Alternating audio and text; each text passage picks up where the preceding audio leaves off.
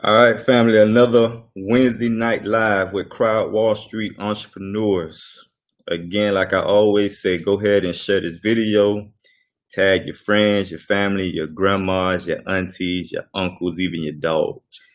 You in for a show tonight. Um, Again, always gonna give, 4 or 5 minutes before we get started. So go ahead and just, share this video to all your Facebook friends and families.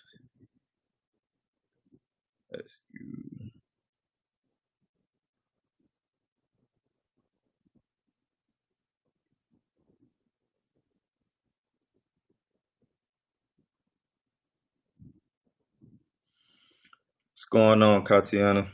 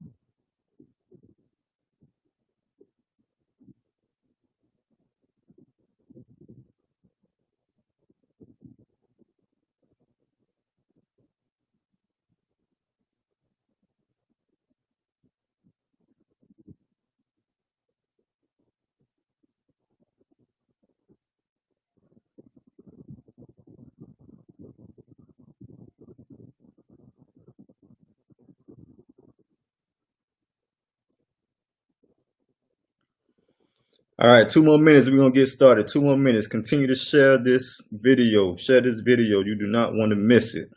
Share this video. 2 more minutes, and we're going to get started.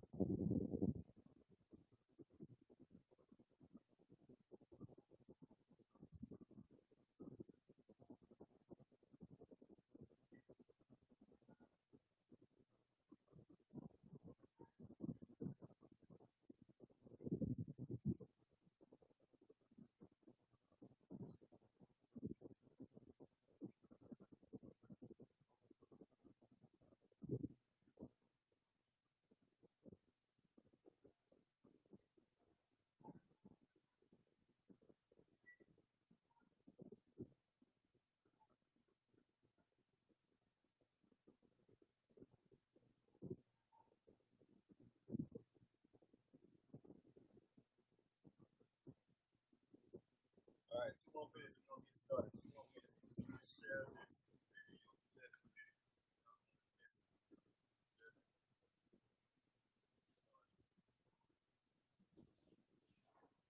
Thank you, Brian C. Harris, for sharing this video, tagging people. We appreciate your support, Brian. All right, so it's 7:05. I gotta keep it honest. 7:05. We gave him 5 minutes. Go ahead and share this video. All right, so again, we had another Wall Street Entrepreneur Live, where I am Tavares Williams, better known as TL Williams, CEO and founder of Wall Street. If this is your first time on this live, Wall Street is a Black-owned crowdfunding platform. We just recently launched our rewards base back in August. And we do plan on launching our equity and real estate base in the near future. And I mean really near future. If you haven't done so yet, go ahead and join our Facebook group, Wall Street Group, where, again, we'll be doing these lives every Wednesday with new entrepreneurs. And every Sunday, we'll be doing live trainings where we're teaching, actually, and educating minorities and Black founders and investors on crowdfunding.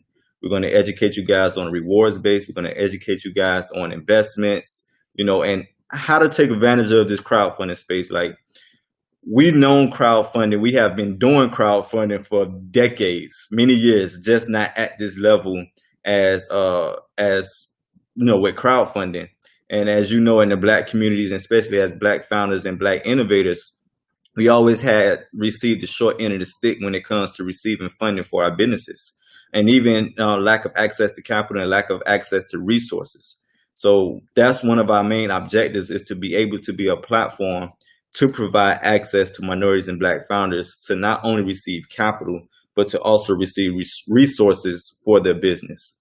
We mainly target businesses that's scalable. We look into change the mindset of our people to get out of the sole proprietorship, or I'm in this business by myself, or self-contract type deal. We want to open up your mind to think at a bigger scale, and to let you know that there's plenty of opportunities to get there with our crowdfunding platform. And so if you want to know more, go ahead and join the group. We do a live training, every Sunday. You can also set up a free account on www.crowdwallstreet.com, completely free. If you inspired to, raise capital on our platform, or you're inspired to be a startup investor and learn how to invest in startups, you can check out WallStreet University, where we give you basic information on, understanding the aspect of how to invest in startups. And this is something new to our people, because we're used to investing in stocks in the stock market. But before the Jobs Act passed, only wealthy individuals were able to invest in like the early Facebook, the early Ubers, Teslas, and things of that nature. We didn't have that opportunity.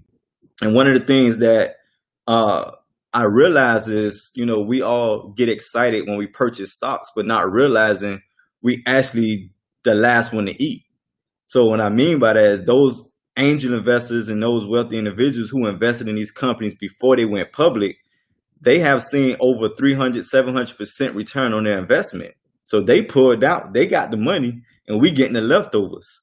And sometimes when we invest in these stocks, you don't really see that much of a high growth or that much of a ROI on our investment, because the race had already been ran. So now with the Jobs Act that Obama passed, we have the opportunity to invest in early stage startups. And that's really what we're educating our people on. That's really what we teach you guys. Just a quick update for you guys. We are in the process of having a couple of Black founders on our platform soon that's going to be raising capital for their businesses. So even if you're not an entrepreneur, but you want to help support Black businesses and help see them grow, you will have the opportunity to back some of these companies up. So today, I hope I don't mess up her name, because she told me her name. I hope I don't mess it up. Genevieve, Miss Genevieve Harris. So we have Miss Genevieve Harris today. I'm excited to have her on this podcast, and I'm sure she's going to give you guys value after value after value. So I'm going to go ahead and bring her on and have her introduce herself and tell you a little bit about herself. Again, don't forget to share this video. You don't want to miss this. So, Miss Genevieve, how you doing? I'm doing well. You did good. You actually I was nervous. No, I saw you, but you did very, very well. Good job. So I'm glad to have you. Hi everyone. Yep. Oh, you want me to do it? Yeah, go ahead. Hi everyone, my name is Genevieve Harris. Most of you, if you know me as the world's favorite capacity building strategist. And for those of you that don't know what capacity building is when you are developing and strengthening instincts and skills that will help someone have a profitable and sustainable business. And so I usually do that for individuals and for communities of people. And so that is what I've been doing. I do it under my business, which is Free to Live Management Services, which I started 6 years ago. And I've been now actually operating as Built by Gen, because I do capacity building and I'm Gen. So most people know me as the lady behind Built by Gen, and they know my game changers. Shout out to the game changers.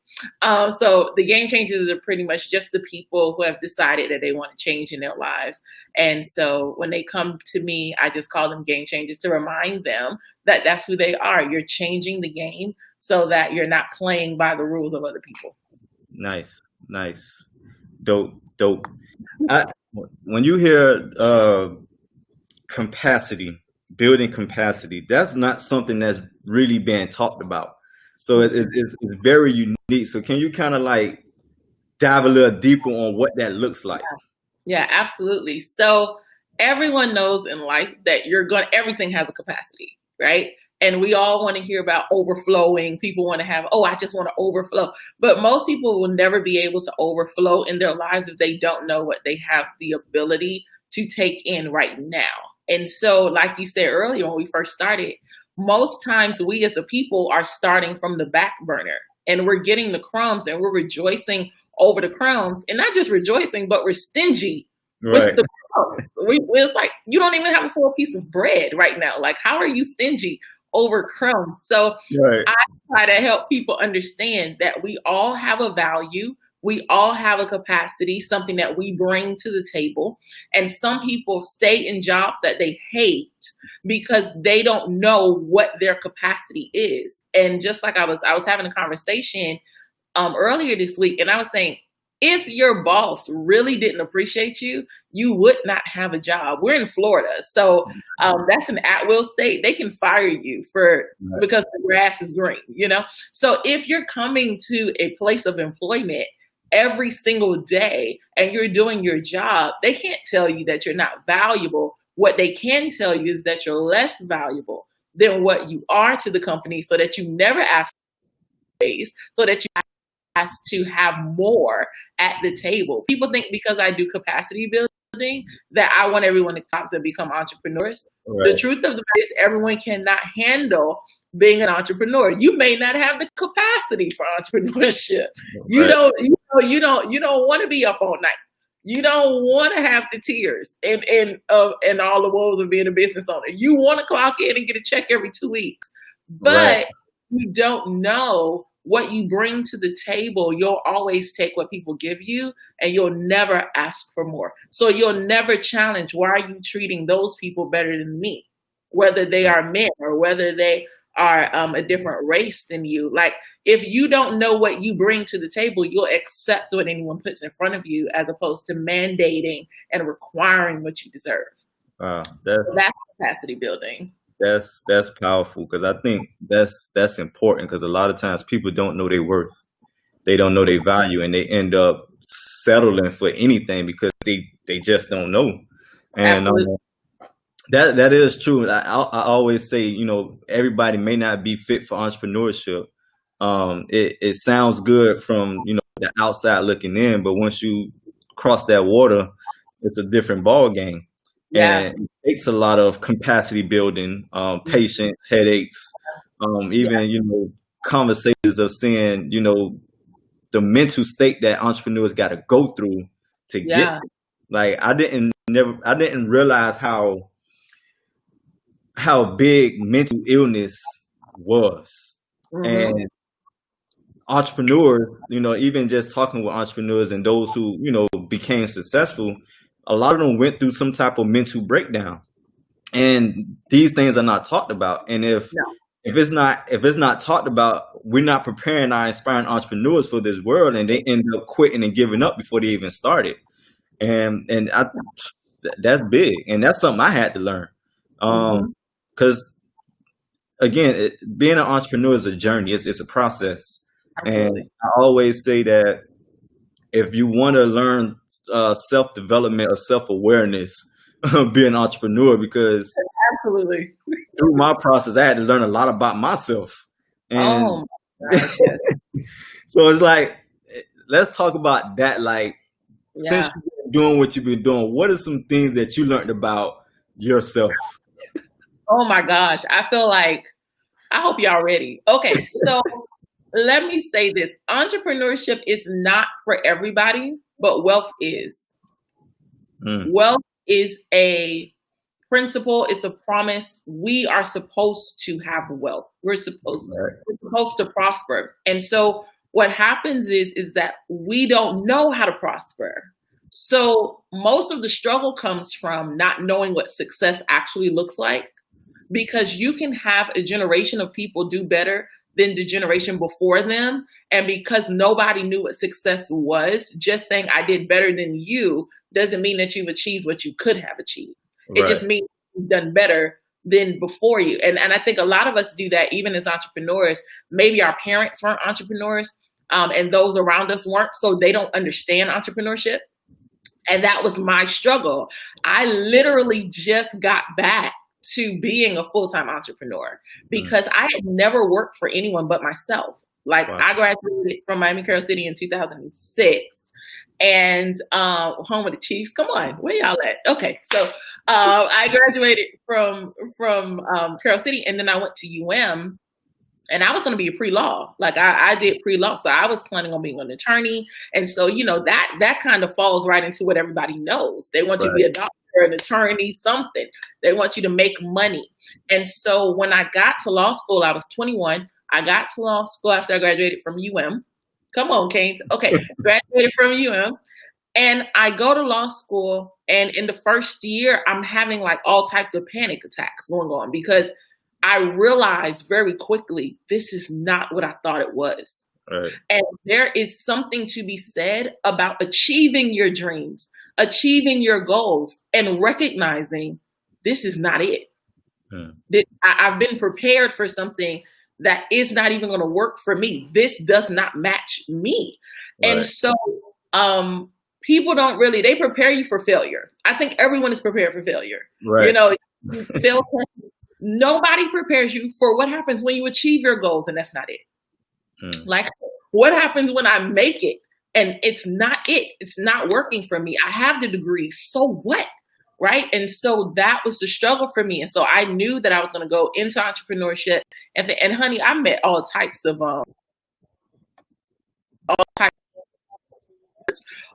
support. The only reason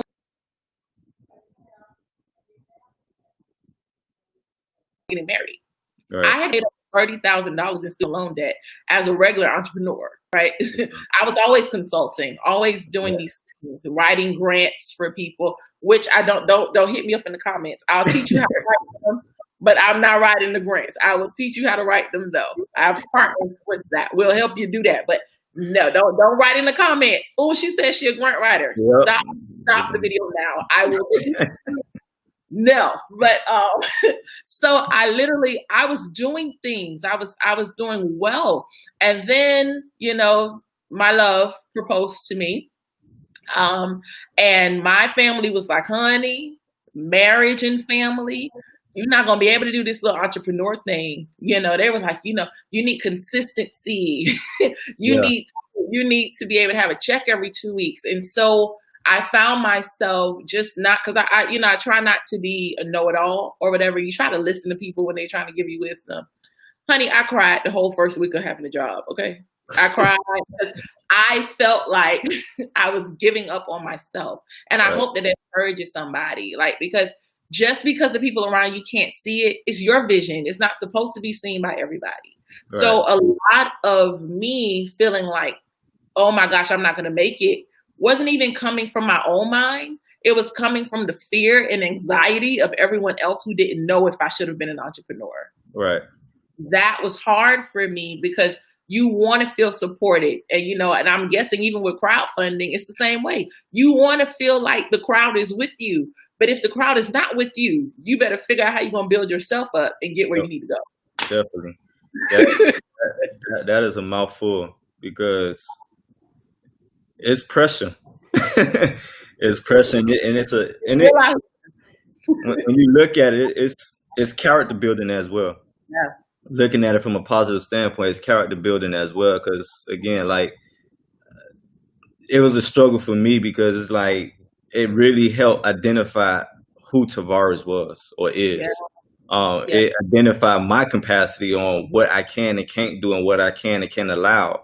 And going back to what you're saying is like having those conversations with those individuals who do not understand the entrepreneurship lifestyle or the process. And we tend to, you know, when we first start off, we tend to go to those people for advice and encouragement. It's like, that's the wrong term because they're going to give you, and it's like, it's not their fault. They're not in the space. So it's No. like I can't go to somebody who don't understand this atmosphere. So it's Mhm. like I had to learn that. Like I had to surround myself with like-minded individuals. I had to surround myself with people who understood this space to say, Yeah. yeah, I struggle. I'm like, really? Like, yeah, I'm like, it's like a breathtaking to know that I'm not in it alone. Like the conversation that me and Daryl had when me and him started talking, it's like, okay, cool. I'm not the only one that's crazy out here. Right. Um, Exactly. so yeah, so that is very, very important, and I'm hoping people understand this. Yeah. Being married, Hmm. like like myself, how is it to create that balance of, I don't know if your husband's in entrepreneurship or he's working, but how do you manage the balance of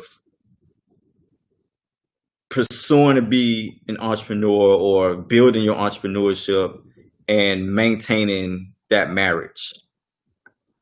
Like, what Yeah. is some I things think that that you that's experience in your marriage when it comes to entrepreneurship?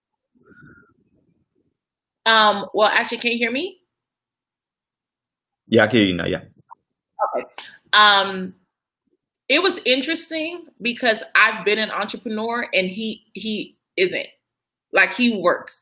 So my husband is a code enforcement officer for the city of Miami. So he works his job. And so he's always had a job. He has never been an entrepreneur. So it was a learning experience, even for us. What I'm so grateful for is that he's always been supportive. Didn't understand it, but he would be like, I'm going to let you do what you do. So what happened with me is that even though I got a job, I never stopped doing any of my businesses. So I was just doing my businesses and working. So I would come off of my job and literally just still be working, still emailing clients, still doing grant work, still doing classes on the weekend. So I was nonstop going, going, going, going, going.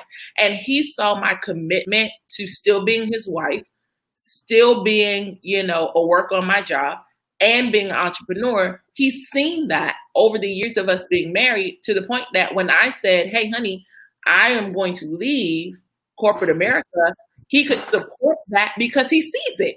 He sees right, it working. So if there's individuals who say, dang, I don't know what to do because the person that I'm dating or the person that I'm married to is not an entrepreneur, you can't make an entrepreneur. But what you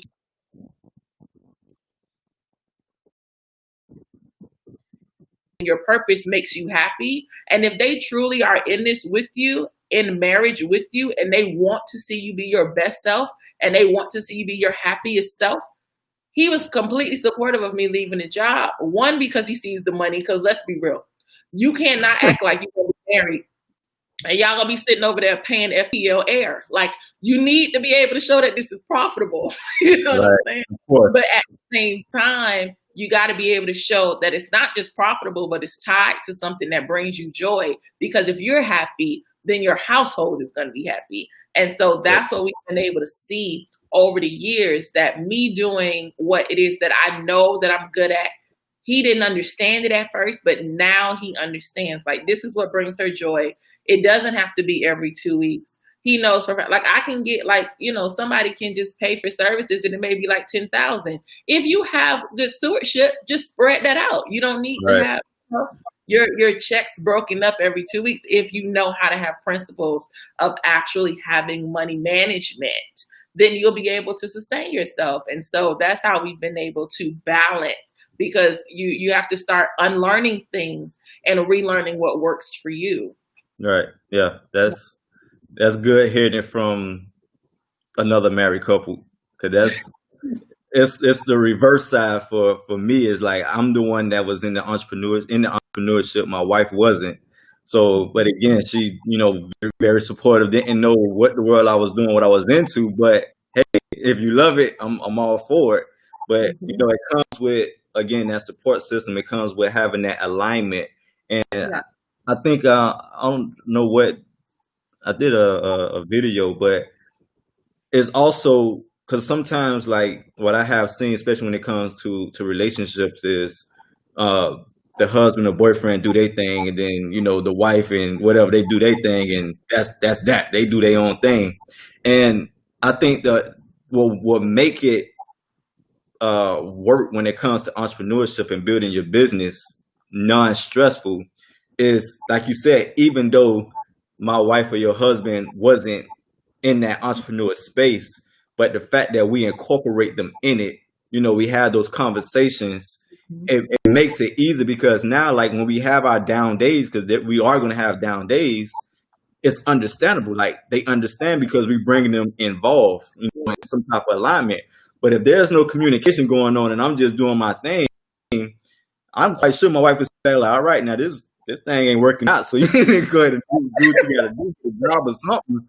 But because he understands and we had those conversations, it makes it that much easier. Yes, absolutely. And I think that's very important. So I would say, like, as far as the company, where do you see your company next 5 to 7 years from now? Okay, well, my goal is to ultimately create a hub of individuals because I can't do everything. And I think that's something that I realized coming into business. It was never really about me. It's about how we can light a fire in other people so that they can pass the torch and keep it moving. So my goal has always been to help 100. I know that may seem like it's a small number, but my goal is to help 100 people become millionaires.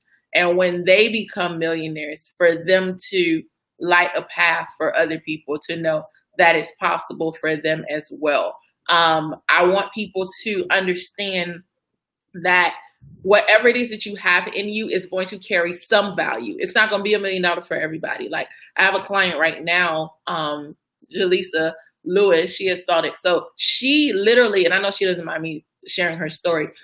She literally 2 years ago was a waitress. She was a waitress. She got fired, and that happens. Life happens. Sometimes you get fired, and she got fired from her job, and she didn't know what she was going to do. She literally started making soap, and I mean, literally, even during COVID, she made $1 million selling soap this year.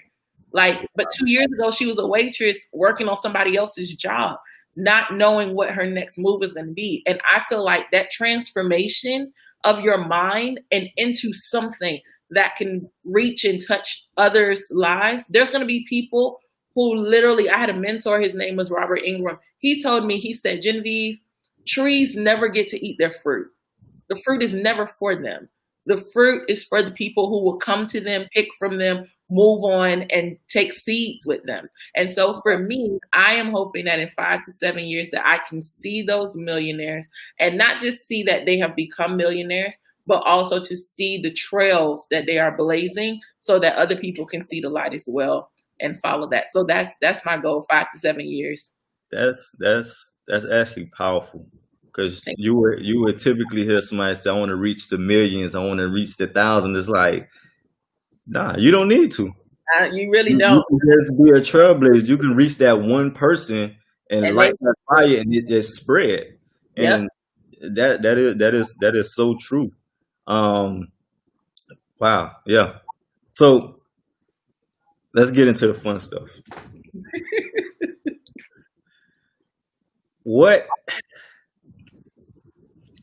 When it comes to obstacles,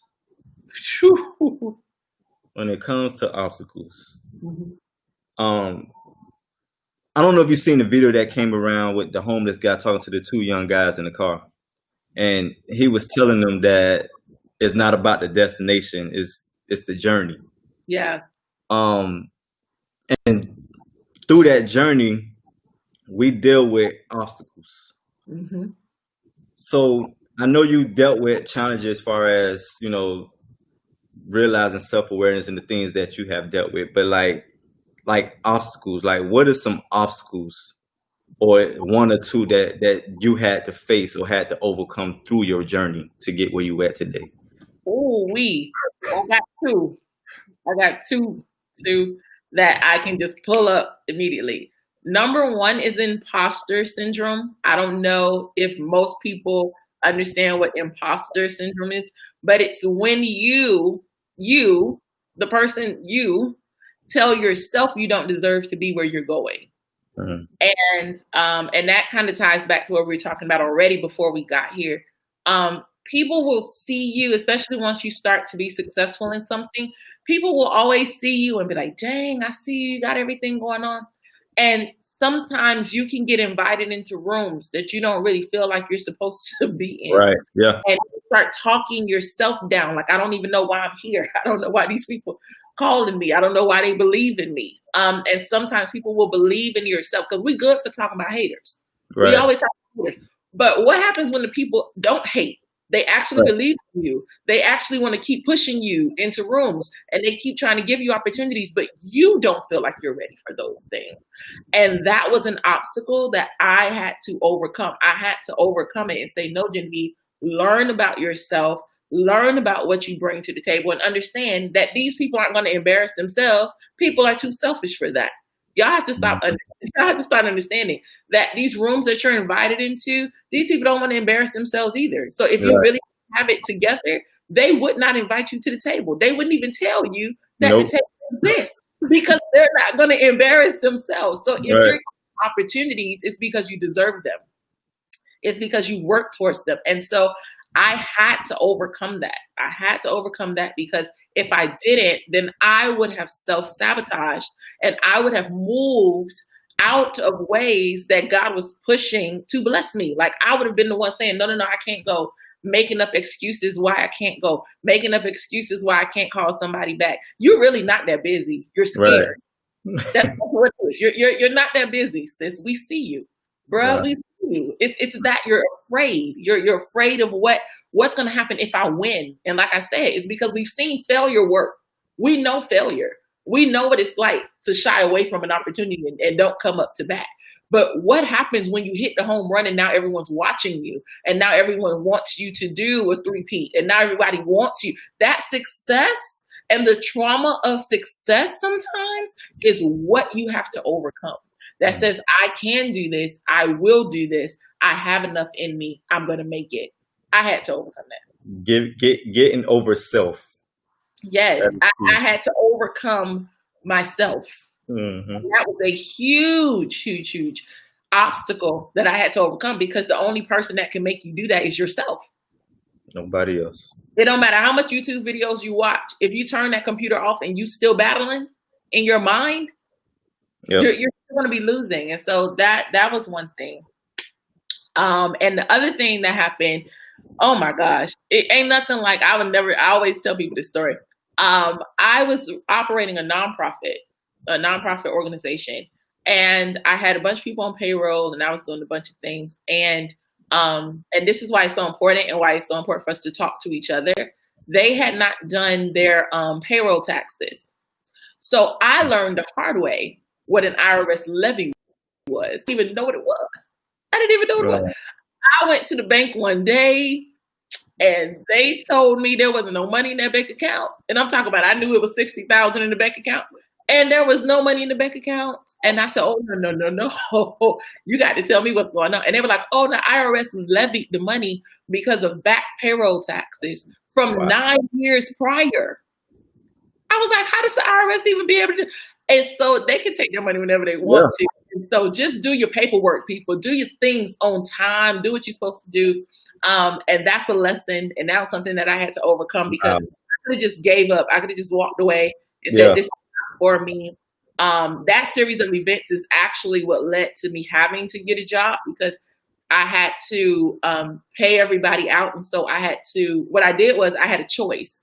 And I need to say this. I had a choice of whether I was going to keep my office space, keep all those things, or keep my staff. And I kept the staff and gave away the office space so that I would maintain the integrity of who I was as a leader, because the building was not going to remember me, but people would have remembered how that situation went. Wow. And so I made sure that I kept the staff and paid them out, and I just went ahead and let my lease and everything go. And that's how I ended up going into the workforce in the first place, because I made the decision to help other people. Wow. That's a story people don't hear. No. They don't hear. And like you said, that could have been the end of it all. That moment that happened, you could have been like, you know what, the hell with this. I'm going back working and forgetting this thing. it's that persistency and that perseverance that we have to just keep going. Yeah, And exactly. in some cases, you have to like try to anticipate, setbacks and obstacles, and kind of Absolutely. you have to anticipate it because it's going to happen. And one of the key things, like you said, is maintaining your integrity. Um, I think as a leader, that is one of the most important things to have and Yeah, never compromise with your integrity as a leader and as a person. Because regardless, like you said, you can lose the building, you can lose sales, but people understand your integrity, and regardless of what you go through, whether it's the downs or the ups, people want to support you because at the end of the day, you can have a business, but people support you. So absolutely. if you is not wrapped too tight and you're not fit Mhm. for the program, then I'm not supporting your business because you're the face of the business. And Mhm. that's why, and you see it like whether we realize it or not, you see it every day. Like if something happened, even though like for example, if I own Starbucks, and that's when you talk about staff and customer service, that plays a part. So it's like I could be the owner of Starbucks, but if my one of my locations giving out bad customer service, I may be the person of good integrity and a good heart, but Mhm. my employees may give off a different impression, which Mhm. affects me. And Absolutely. I think that's what's important, like especially when it comes to black businesses, because we hear it all the time with bad customer service and Uh-huh. not knowing how to talk to people. And I think people don't realize how important that is. It You is know, huge. people talk about Chick-fil-A and say, "Oh, they food ain't all that," but their customer service is great. That's what it is. That's what So it's people a look pleasure to forward. serve. Yeah, Pleasure to serve you. Yep. something simple as that. Like we know Popeye's chicken is good, but Chick-fil-A had the customer service, and people like it Absolutely. because they leave an impression on you. And Absolutely. and I think that that's key for when we talking about black businesses. And what you're doing is phenomenal because we can talk about money, wealth, and finance all day, but let's talk about integrity. Let's talk about personal Yeah. development. Let's talk about those things because as an entrepreneur, especially starting a business, in most cases, you may have to wear all hats. Absolutely. So you may have to be that customer support. You may Mhm. have to be that chef if you have a restaurant. You may have to be the billing department. You may have to, so you have to make sure your integrity, your communication level Yeah. is intact, Yeah. and that is big, man. And I So think that's what you just said is like so powerful because money is easy to make, and I think that that's something that I appreciate about your platform and letting people know. First of all, money is out here. If you do what you need to do, you can qualify for it. So it's here, but can you sustain it? And that is what we're talking about. We're talking about sustainability, not just being able to make some money. So yeah, you went to China and got you some hair. Good for you. But how did you package the hair? And how was the experience for the client? And do they want to come back? Do you offer them any benefits for being loyal to you? Like those things matter. It's not just about the money. And make it some sell. people say things like, oh, well, I just want them to buy it. I don't really care. No, you don't want them to just buy it. You need to know the value that that client has for you over time, not just in that one transaction, but how much value is this customer going to be to me for the life of them being a customer? And you Yeah, should not aspire to have them do that one time. So, definitely, yeah, very, definitely, yeah. man. I wish we can go longer. We might have to do a part two. Hey, Um, whatever you want. I believe in you and what you're doing. I think you have this is stellar. This is stellar, and for our people, definitely. especially and millennials like us, it's amazing. We don't get to see it like this, and so Nah, and whatever. that's our objective. We want to expand that capacity of when it comes to our mindset on thinking at a larger scale Yeah. when it comes to business. Um, last thing, Okay. if there's one thing, some type of encouragement, advice that you could give to our audience tonight, what would that be? Discover who you are and never let it die.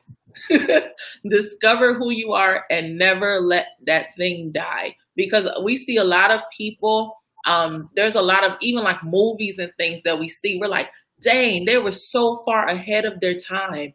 It's not that it's not relevant. It just may not be purposeful today.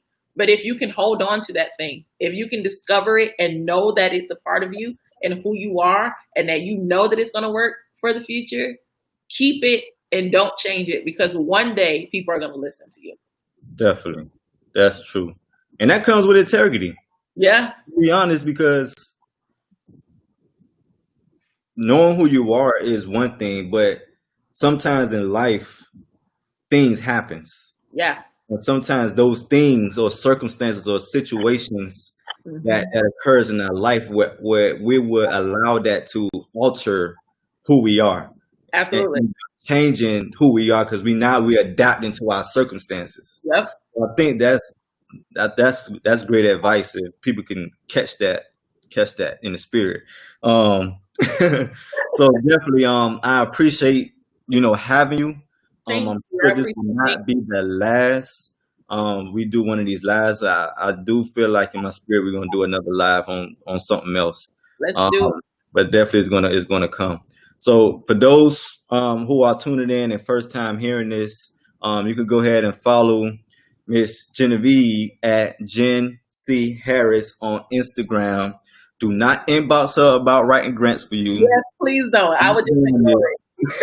In Jesus' name, I'll ignore it. But definitely, definitely for those who just chiming in, you can catch us on this replay on YouTube. This will be uploaded on YouTube as well. So that's it, man. I appreciate the time. I look forward to seeing your progress and your growth in your company. And of course, like we talked about, we are going to do some plans of doing something together as well. Yes, awesome. I can't wait. So I appreciate it. Thank you. All right, bye.